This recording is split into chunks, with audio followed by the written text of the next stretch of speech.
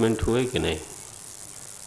उसका उदय होता है, उसका उदय नहीं होता है। तो दोनों स्टेटमेंट कॉन्ट्रडिक्टरी हैं कि नहीं? सूर्य पृथ्वी से हजारों गुना बड़ा है और हमको पृथ्वी पे खड़े होकर दिखाई देता है एक गेंदे की तरह। देखो, तो अब ये जो कॉन्ट्रडिक्टरी स्टेटमेंट है, ये कहाँ से आया? कौन सा गलत है इसमें? बात नहीं करो, चर्चा ना करनी है। काम करो लेकिन बात नहीं करो। अब बात करना हो तो बाहर जाए।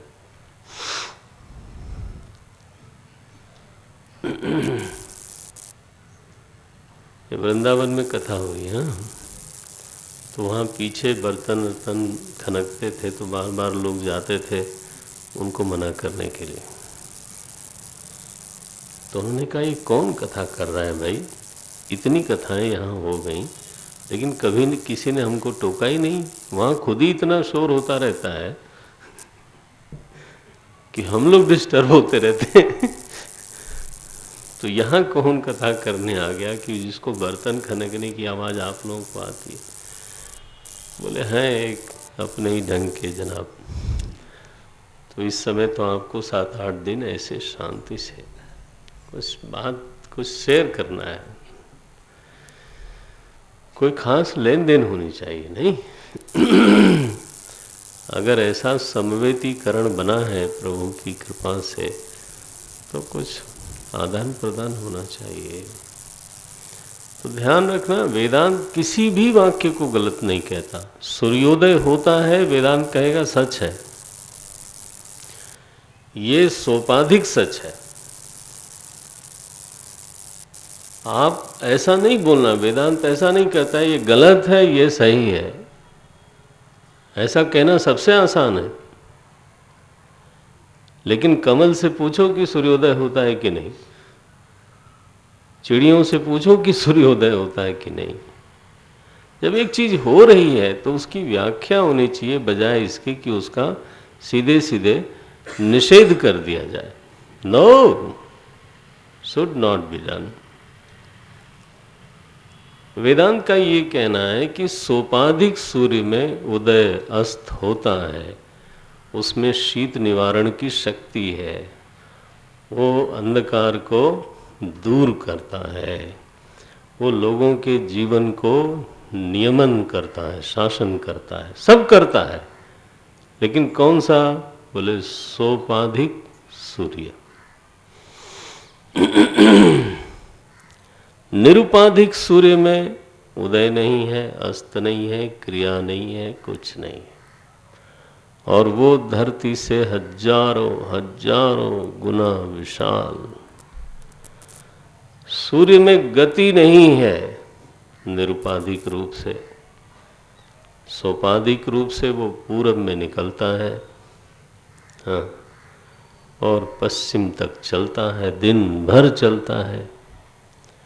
महाकर्मयोगी, हो, लोग दृष्टांत देते हैं, सूर्य महाकर्मयोगी है।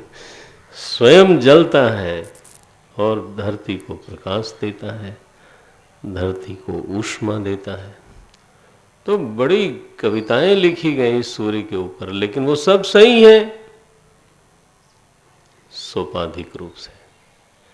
आप ये मत बोला करो कि ये गलत है, तो ये ऐसे बस नहीं नहीं नहीं, हमारी रीत नहीं है ये। ईश्वर एक अनीह अरूप अनामा, अज सच्चिदानंद पर धामा, निरुपाधिक रूप से। ठीक है?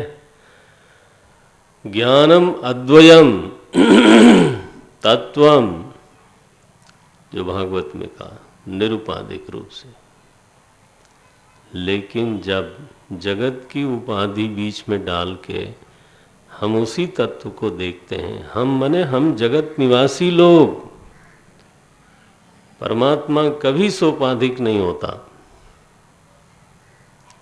जैसे सूर्य कभी सोपाधिक नहीं है, पृथ्वीवासी उसको ऐसा देखते हैं, वैसे जगत में रहने वाले हम लोग, जीव भाव में रहने वाले हम लोग उसी तत्व को फिर व्यापक, विश्वरूप, भगवाना ऐसा देखते हैं। ऐसा देखते हैं और वह ऐसा हो जाता है, ऐसा हो के प्रतीत होता है। ध्यान रखना, जीव बिना ईश्वर के रह नहीं सकता, आप चाहे मानो या न मानो। आपका मानना न मानना वो आपकी कमजोरी है या आपकी ताकत है। मैं आपको छोटी सी बात कहूं, जो अल्प है, ये ध्यान देना, वैसे तो आप ध्यान दे रहे हो, मैं इसके लिए आपका धन्यवाद करता हूं।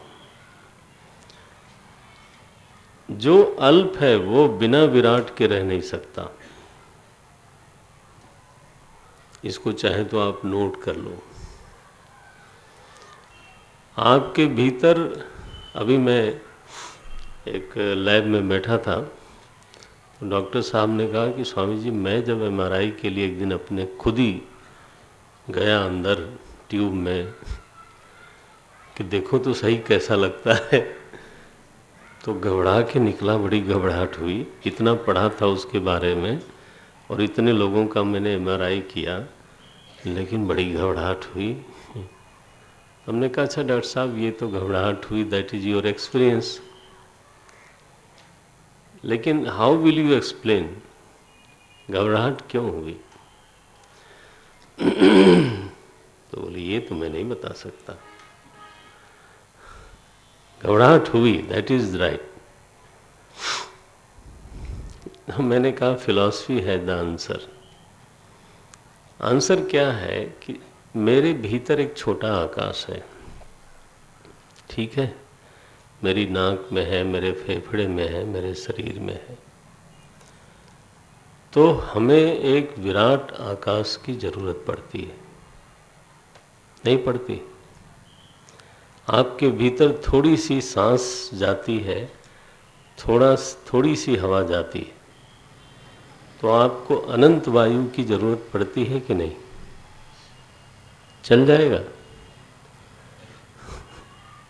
आपके शरीर में थोड़ा सा जल है, तो बाहर आपको अनंत जल की जरूरत पड़ती है कि नहीं? पकड़ में आया? आपके शरीर में थोड़ा पृथ्वी तत्व है, तो अन्न जो खाते हो वो पृथ्वी तत्व ही है, ये हड्डियां वगैरह सब पृथ्वी तत्व। तो आपको अनंत पृथ्वी की जरूरत पड़ती है कि नहीं? आपके शरीर में थोड़ी सी ऊष्मा है, टेम्परेचर है, आपको विराट अग्नि की जरूरत है कि नहीं है? रह सकते हो बिना उसके? कोई रह सकता है? ये एक लोगों का भ्रम है, सपने हूँ संत सभा नहीं सेई। संतों की सभा में बैठने का सौभाग्य नहीं मिला, इसलिए ठीक है। अभिमान के लिए केवल एक क्वालिफिकेशन चाहिए, one should be first class idiot, that's all. अभिमान के लिए महामूर्ख होना चाहिए, और कुछ क्वालिफिकेशन की जरूरत नहीं है। अल्प को विराट के बिना वो रह नहीं सकता। जीव अल्प है नारायण, उसकी शक्ति, उसका ज्ञान बहुत सीमित है, क्षुद्र है, तो उसको विराट अनंत शक्ति वाले की जरूरत पड़ती रहती है। वो छोटा करता है तो किसी ऐसे कर्ता की उसको जरूरत रहती है जो सब कुछ कर सकता है। जीव की पुष्टि तुष्टि बिना ईश्वर के भ्रम, ये बिल्कुल एक भ्रम है। विचार नहीं किया इसलिए ऐसा लोगों को लगता है।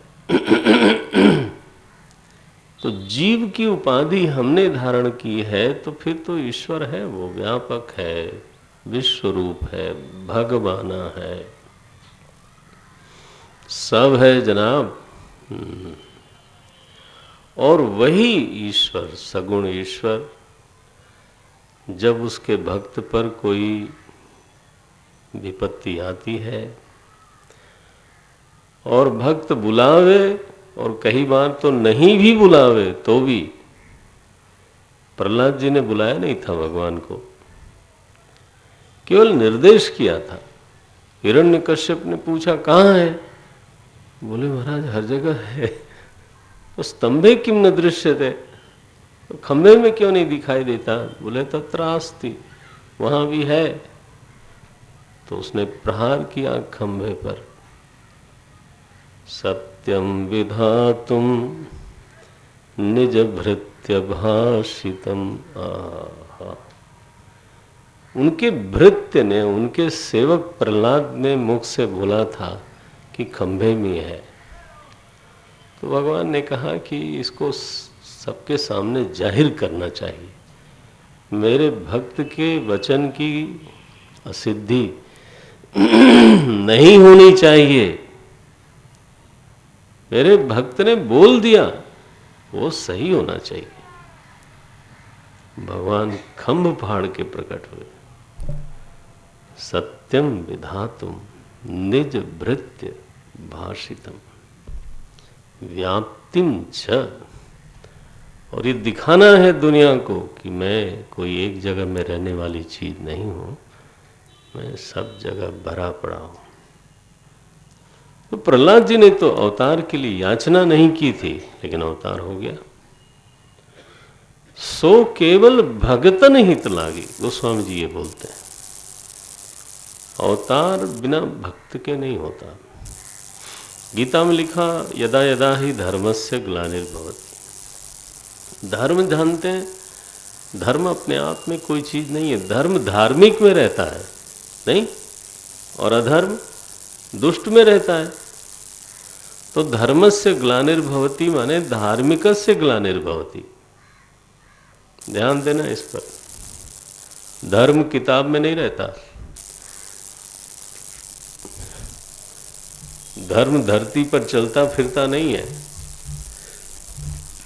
धर्म तो धार्मिक में निवास करता है, और जब धार्मिक लोग पीड़ित होने लगते हैं, उनकी ग्लानि होती है, तब आता हूं। किस लिए आता हूं? धर्म की रक्षा के लिए। बोले परित्राणाय साधूनाम, यही कहा ना। गोस्वामी जी ने क्या कहा? सो केवल भगतन हित लागी, परम कृपाल प्रणत अनुरागी। सो भाई मेरे, तीन बातें मन में रख लें। पहले तो दो रखें। वैदिक धर्म में ईश्वर अपने मूल स्वरूप में निरुपाधिक है, और निरुपाधिक रूप से वो अद्वय ज्ञान है, वह ज्ञान जिसमें ज्ञाता और ज्ञेय नाम की चीज नहीं है।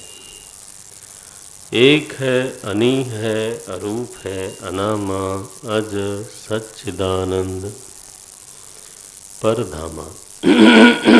बस ये उसका अपना रूप है, लेकिन सोपाधिक रूप से वो सब है। वो व्यापक है, विश्वरूप है, भगवान है, और प्रार्थना के उपाधि से, भक्ति की उपाधि से तेहि धरि देह, वो साकार भी होता है, अवतार भी लेता है। तो वैदिक धर्म में ईश्वर के तीन रूप माने गए, निर्गुण, सगुण और तीसरा साकार। ये प्लीज इसको थोड़ा पक्का कर लेना। केवल साकार ये अधूरी बात है। केवल सगुण, आप जानते हो इस्लाम में, क्रिश्चियन में, यहूदी धर्म में तो ईश्वर को निर्गुण तो कोई समझता ही नहीं, सभी लोग सगुण समझते हैं। केवल निराकार कहने का आग्रह है। सभी लोग ईश्वर को दयालु मानते हैं, सभी लोग मानते हैं ईश्वर सब जानता है, तो ये तो गुण है। तो गुण है, यह बात सबको स्वीकार है। आकार वाली बात सबको समझ में नहीं आती। भैया जब उपाधि आ गई ना बीच में तो कुछ भी हो सकता है। एक ही आदमी अपने पुत्र की उपाधि से पिता है और अपने भतीजे की उपाधि से चाचा है। बोले नहीं चाचा नहीं हो सकते तुम। अरे वाह। उपाधि बदलेगी तो वही आदमी जो कल पिता था वो चाचा कहलाएगा, और अगर उसके पिताजी आ गए तो ठीक उल्टा बेटा कहलाएगा। तो एक बार उपाधि आ गई, इसके बाद ये नहीं हो सकता, ऐसा बोलना जो है ना केवल एक दुस्साहस, अविवेक जन्य दुस्साहस है। और जब भगवान अवतार लेते हैं तो एक लीला करते हैं, चरित्र करते हैं, मर्यादा बनाते हैं। वो फिर बाकी की पीढ़ियों के लिए गाने का आधार बनता है, मनन करने का आधार बनता है, रस लेने का आधार बनता है। तब हम आज भी राम जन्म महोत्सव मनाते हैं, आज भी हम कृष्ण जन्मोत्सव मनाते हैं, जन्माष्टमी मनाते हैं, रामनवमी मनाते हैं, सब मनाते हैं। तो फिर अवतारी होकर के परमात्मा ने जीव को